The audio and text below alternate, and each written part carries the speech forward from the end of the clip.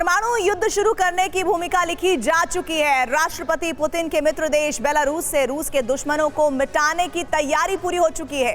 Belarus के राष्ट्रपति Alexander Lukashenko ने सुपर पावर्स के लिए न्यूक्लियर अल्टीमेटम जारी कर दिया है। लुकाशेंको ने कहा है कि उनके देश पर नेटो का खतरा बढ़ता जा रहा है और अगर एक भी फौजी ने बेलारूस की सीमा पर कदम रखा तो न्यूक्लियर बवंडर शुरू हो जाएगा। लुकाशेंको ने कहा है कि अब बेलारूस एटमी पावर है और अपनी आत्मरक्षा करने के लिए इन हथियारों का इस्तेमाल करने के लिए तैयार है। बेलारूस से विनाशक हमले का दिन कौन सा होगा और उसका पहला टारगेट कौन बनने जा रहा है, देखिए इस रिपोर्ट में।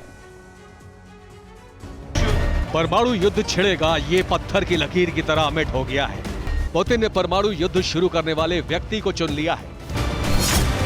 परमाणु मिसाइल फायर करने का लॉन्च पैड चुन लिया गया है।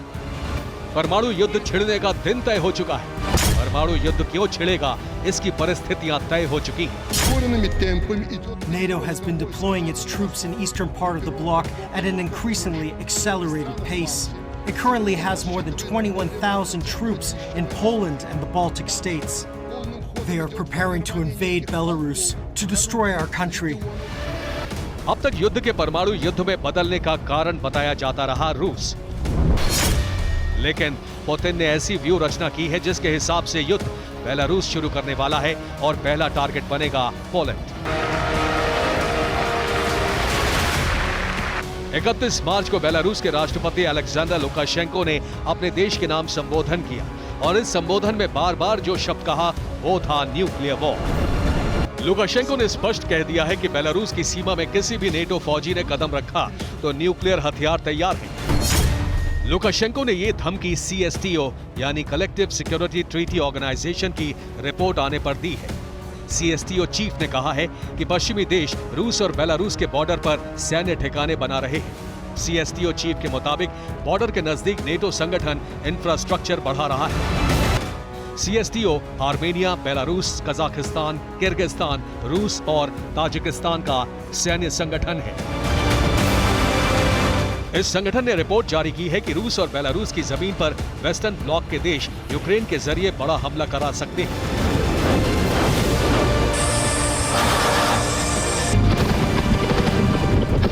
दरअसल ये रूस और बेलारूस पर दबाव बनाने की नीति है, लेकिन लुकाशेंको ने साफ कह दिया है कि अटैक हुआ तो सबसे विनाशक हथियार चलने वाले हैं। Сегодня обе стороны понимают, что добиваться победы нельзя, тем более как украинцы считают, что они победят, это глупость.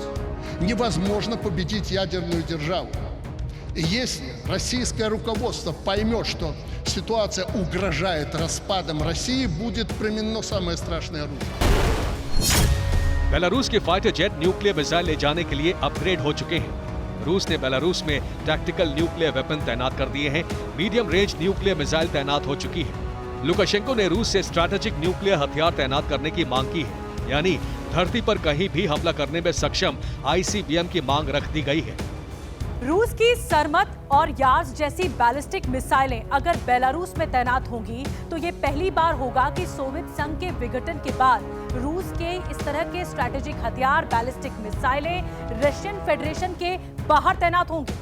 टैक्टिकल न्यूक्लियर वेपन्स मिलने के बाद अलेक्जेंडर लुकाशेंको ने बेलारूस में न्यूक्लियर हथियारों की तैनाती के लिए इंफ्रास्ट्रक्चर तैयार करना तेज कर दिया। 31 मार्च को देश को संबोधित करते हुए लुकाशेंको के सामने मिलिट्री कमांडर बैठे थे। इसी भाषण में लुकाशेंको ने आदेश दे दिया कि टोपोल न्यूक्लियर मिसाइल साइट को दोबारा तैयार किया जाए। Я хочу сказать, я отдал неделю назад распоряжение военным немедленно восстановить площадки, на которых были размещены ядерными боеголовками тополя. RT-2PM2 Topol M nuclear missile Soviet रूस के जमाने में बनाई गई ICBM थी। बेलारूस में इसके प्लेटफॉर्म के दोबारा तैयार होने का मतलब है कि इसका आदेश भी पुतिन की तरफ से ही दिया गया है और रूस अपनी सबसे विध्वंसक मिसाइलों में से एक बेलारूस में तैनात करने वाला है। तीसरा विश्व युद्ध छिड़ना करीब तय है। अगर बेलारूस ने संप्रभुता की सुरक्षा के बहाने पोलैंड पर न्यूक्लियर अटैक किया तो नेटो सेनाएं युद्ध में सीधे उतर जाएंगी।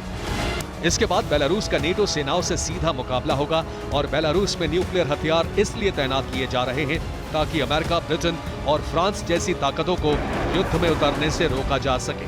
लुकाशेंको ने खुले मन से ऐलान कर दिया है कि अब बेलारूस न्यूक्लियर पावर बन चुका है और ये सिर्फ शुरुआत है। विध्वंसक हथियार भी बेलारूस में तैनात होने वाले हैं।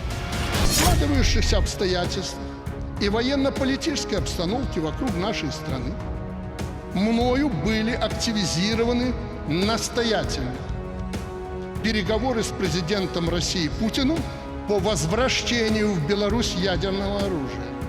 Именно по возвращению ядерного оружия, которое было выведено в 90-х годах. बेलारूस के प्रेसिडेंट लुकाशेंको ने सीधी धमकी जारी कर दी है कि तीसरा विश्व युद्ध न्यूक्लियर युद्ध बनने वाला है। लुकाशेंको जो भी कदम उठाते हैं वो पुतिन की बिना मर्जी के नहीं होता। ये साफ हो चुका है कि पुतिन यूरोप या अमेरिका पर सीधा न्यूक्लियर अटैक नहीं करेंगे। इस काम को अंजाम देने के लिए उन्होंने 3 मोर्चे तैयार कर लिए। पुतिन ने बेलारूस में टैक्टिकल न्यूक्लियर हथियार तैनात कर दिए हैं। किम जोंग पोसाइडन और क्रूज मिसाइल का सफल टेस्ट कर चुका है। ईरान के साथ रूस की न्यूक्लियर डील पर चर्चा जारी है और वो न्यूक्लियर हथियार बनाने के करीब है। जनवरी में पुतिन ने कहा था कि यूक्रेन युद्ध में रूस की विजय होगी या फिर विश्व विनाश होगा। विश्व विनाश के 3 मोर्चे तैयार हो चुके हैं। अगर यूक्रेन मिशन में रूस को हार दिखी तो यूरोप, एशिया या फिर अरब कहीं से भी न्यूक्लियर विनाश का बवंडर शुरू हो सकता है। Bureau report, TV9 Bharatvarsh.